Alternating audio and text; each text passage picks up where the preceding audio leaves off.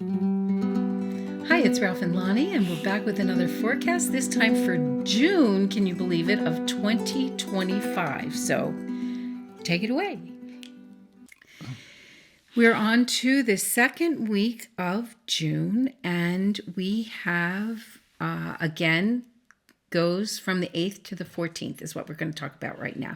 And the 8th starts out with a little bit of turbulence because Mercury is changing sign. We always call that turbulence. Could be good, could be bad, but it's a little bit of a, whirlwind when a planet moves. And Mercury is leaving Gemini, its ruling sign, and going into Cancer. So that's not always an easy move for him to make. What's real interesting here is on the next day, Jupiter is going to enter the sign of the Crab, aka Cancer. So what's happening here is Mercury and Jupiter on the Sunday are conjunct, but they're conjunct standing right in the doorway between signs. And, lots of interesting stuff happens in doorways. So, be aware of kind of like, a little bit of interesting swirling going on. Well, I like Mercury-Jupiter contacts because it makes you feel magnanimous in your speech. It makes you cooperative. It makes you reach out, not turn inward. It really makes for a nice communication, and not just communication, but mirroring of people that you're around, because that's what Mercury likes to do, and Jupiter just amplifies everything. So I like that Jupiter Mercury conjunction. Yeah, Mercury and Jupiter in many ways are the two sides of the coin. So it's interesting with Jupiter going into the sign of the Crab. This is a powerful sign for it. They call it the exalted sign. We like to call it the colleague sign because it interacts so well with the moon. It connects Jupiter to the moon, and it's very much like the mom who has a favorite brother or favorite sister who's part of their family, who helps showing up and helps at different times. Oh, I called my sister. She's going to come over and help me with this. Oh, I've got to run out. My sister's going to run over and watch the kids while I have to go out. That's a Jupiter-Moon relationship. That Jupiter in the sign of the Crab. That's not really a fraternity of mothers. It's probably a maternity of mothers. What do you call it? I don't know. A sorority of mothers. That would be the term. A There you sorority go. of mothers. There you go. So it's really a lovely position.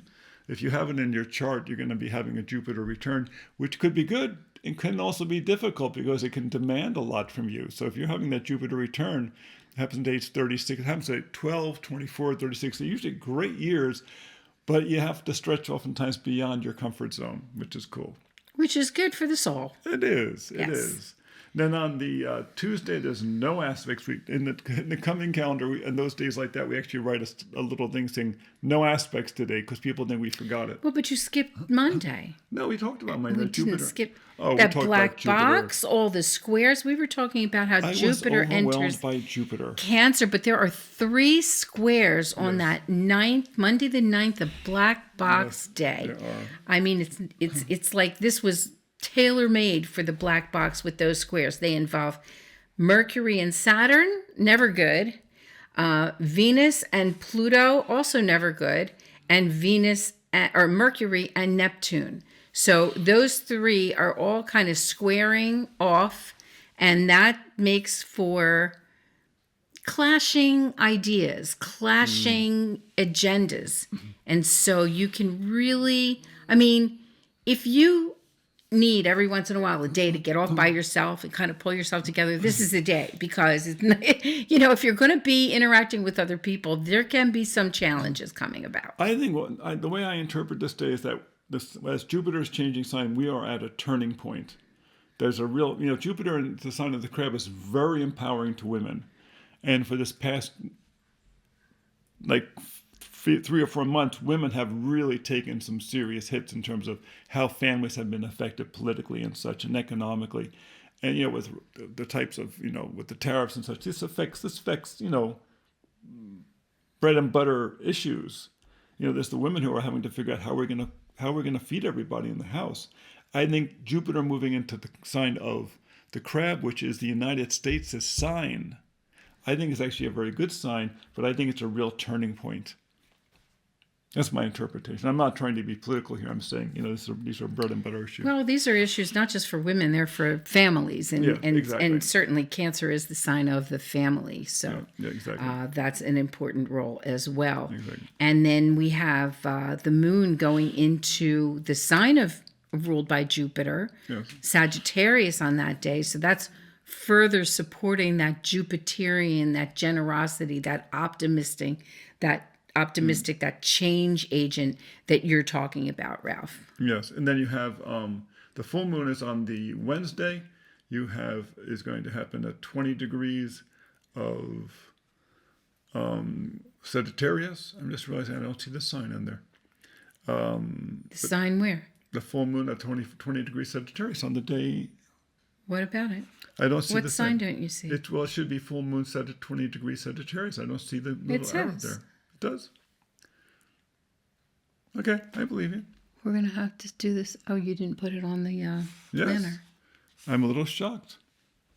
Well, luckily you have that ephemeris right there. I do have the ephemeris right here. It's really So this is helpful. why we have double redundancies. When a printer, the printer may have done a problem with that because it's that's so true. close to that In any fenced case, border on that day. If you have anything at 20 degrees Sagittarius or Gemini, Virgo or Pisces, you will feel this full moon especially. Okay, this is actually a very nice social full moon. There's a Mercury sextile Venus on the day. There's some social aspects, some that are a little bit challenging. Once again, that's a hump day, so you may feel like you're having to work extra hard. So the whole week goes up, down, up, down, up, down, up, down. And those couple of blank days, the 10th and the 13th, we didn't forget to put anything in there. There just is no aspect that is exact. Now, remember, that doesn't mean there's no aspect going on. It just means there's nothing exact. And then we wind up on Flag Day, the 14th, on that Saturday with the Sun parallel Jupiter. And although parallels are not necessarily that strong, we'll take a Sun-Jupiter any day. Exactly, the two big and eyes. a very social day. So get out there and enjoy the holiday. Exactly. Flag Day, wonderful holiday. His mom's birthday. Yes. So that's it for June. Come see us on Planetary Calendar Astrology on YouTube. We might even be posting up some little surprise features there. And if you haven't subscribed, please do and hit that bell so that you get notified of the surprises. Exactly. And if you didn't get your calendar for 2025, you can still order it at planetarycalendar.com. You might want to order the digital because that's instant gratification Very because instant. you get that next day. Yeah. And the 2026 is going to be ready pretty soon. So until next time, be well.